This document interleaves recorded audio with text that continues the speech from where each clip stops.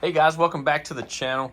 Real quick, we're going to show you exactly how to wire up an Ozone 12K AC and heat. Now these are the new ones we just got. These are the Ozone Spirit Wi-Fi edition. So really cool units, made with some really nice parts.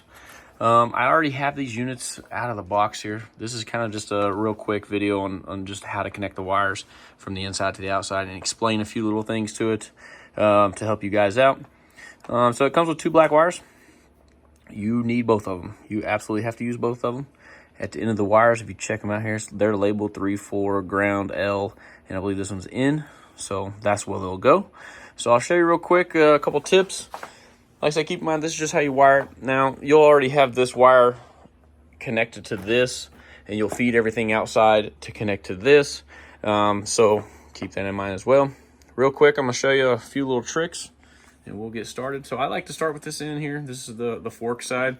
The other side here has like a prong side, so it's a little different. So I like to use these. Real quick, I'll show you. Just kind of bend them over like so. And then you're going to take some tape, like this, and just tape it up. The reason we want to do that is it's very difficult on this head unit here to feed the wires through the backside, right? If you don't tape them up, it makes it even harder. So, you know, you have a real small hole down in here to get these wires through, and if you're trying to push these get folded up and all that. So we just beat that, and we're going to tape this in here. And what we're going to do is we're going to go through the front like this. And we'll just kind of pull them out the back.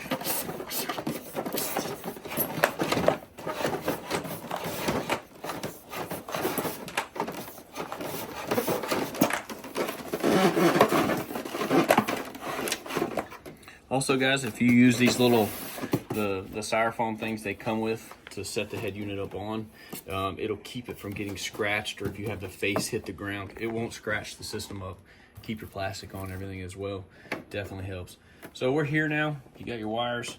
I'm gonna grab my little screwdriver here. Now you will take this little thing right here, and your wires will go underneath it like so.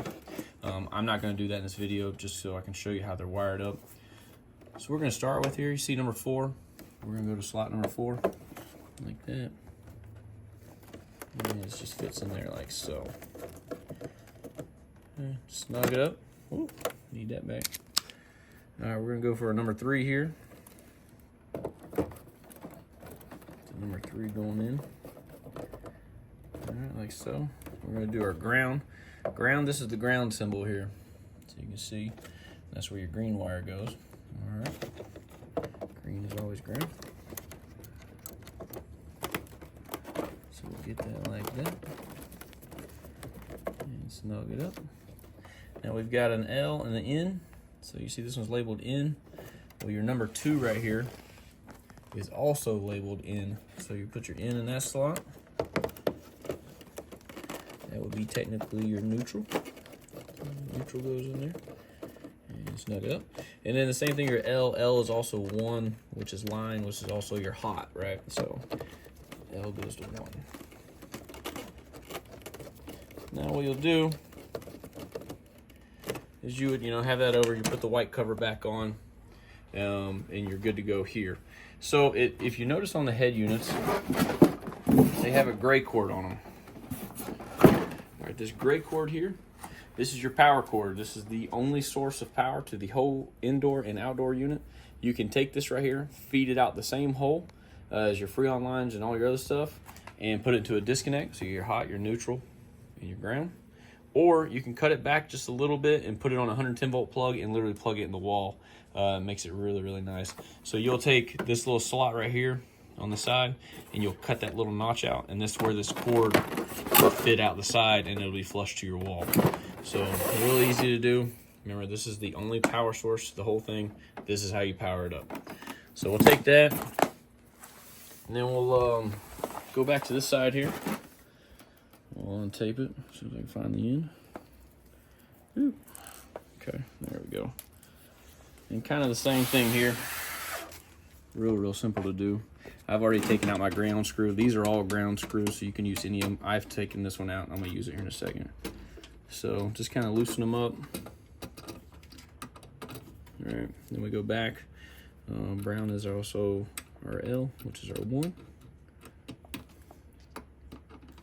Back is out a little bit more space. Boom, like so. All right, 2 is also N. We have N, which is our neutral wire. Okay, same thing. All right, we're gonna leave the ground set to the side for now. We're looking for number 3. Brown wire has number 3.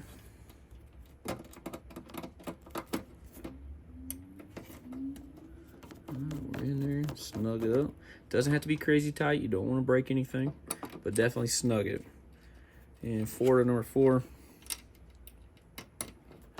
All right, now with the ground, what we're gonna do is we're gonna be careful. The reason being, you're gonna put this screw in there, and I've done it myself many times. You'll drop it in there, and once it drops in there, it's kind of rough to get out. We'll take it like that and put our ground back in. Same thing as the inside, like that. Same thing on the inside. This is a wire protector, so you can't yank the wires out. Those wires essentially go in there like so. Tighten it up, and then put your cap back on. And that's how you wire it. 110 volt Ozone Wi-Fi unit. We're also looking at the remote here. So the remote, once you put the battery in it, if it comes up in Celsius. So if you want to switch it over to Fahrenheit, hold the TATS button and the display button, and now you're in the Fahrenheit. And as soon as you hit your button, any of the buttons, the head unit will switch back over to Fahrenheit. Anyways, hope that helped you guys. Check out our other videos.